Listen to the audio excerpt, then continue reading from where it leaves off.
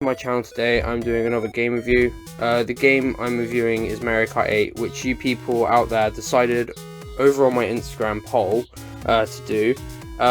Pretty much it wasn't even close. More people want this than Animal Crossing. If you want to participate in this again, then my Instagram will be in the description and everything. So if you want to participate, go onto my Instagram, click onto the story, click yes or no, or click one you want. And I'll do from there. But yeah, anyway, let's get straight into the review of Mario Kart 8 Deluxe. So Mario Kart 8 Deluxe came out on the 28th of April 2017 and is a port from the Wii U to the Switch, which I find is good, to be honest, as not many people got the Wii U when it came out in 2012, because it was kind of a bit of a bomb. It wasn't very popular, and yeah, that's the reason not many people got it, so it's kind of good that more people can now play this game. The only downside I think about this is that you have to buy a Switch for it, as it's only on the Switch, the deluxe version. But I'll obviously get back into that later on with like everything else and etc. So Mario Kart 8 Deluxe has all the DLC from the Wii U, which includes all the DLC maps, characters such as like Link and the Splatoon characters, and etc. Also for people that haven't played Mario Kart, it's a racing / arcade game. It's got special abilities such as like boosts, rockets, and power-ups and all that sort of stuff, and much more obviously, but I can't name all of them because there's so many to choose from. It's unbelievable. The thing I would have to say is it's really easy to get into, especially if it's your first sort of racing game, especially if you're new to the genre or you want to get into playing the Switch. This is definitely a game that you can jump straight into. Don't have to worry about like difficulty unless you choose like the race settings, which is 50cc go-karts, 100cc, and I think it might be 250cc and then 500cc, sorry. And then you can do like tournaments and stuff if you really want to and push the limits. But if you're just going into it to just have fun, then yeah, the game's great for that, especially with everything evolving around this. It's just easy access, really.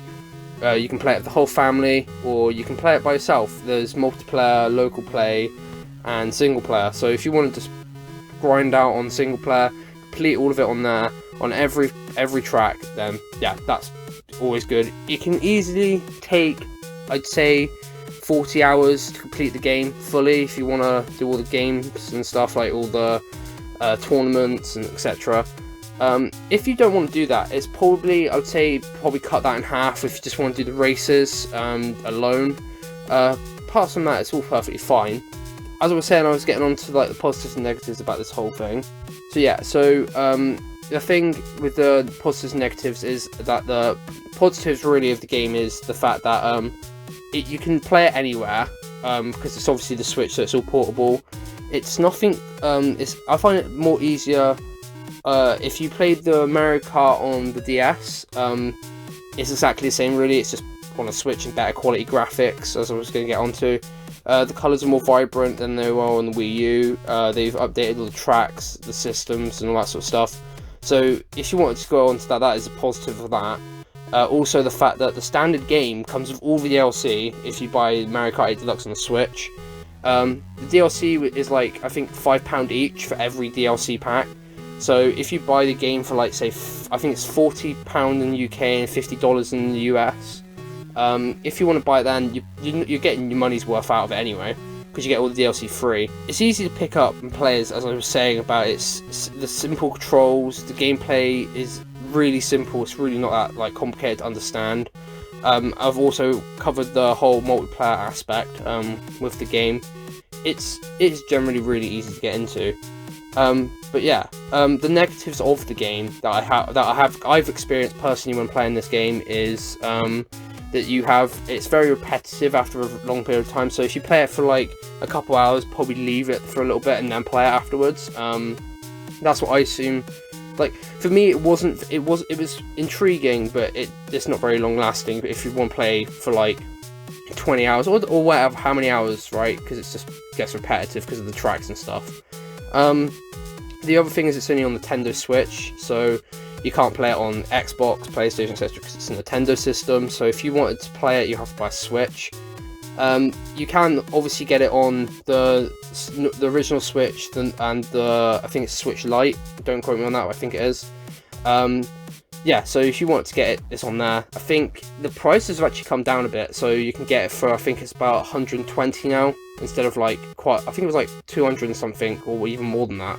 So you can get it a lot cheaper now than you could beforehand.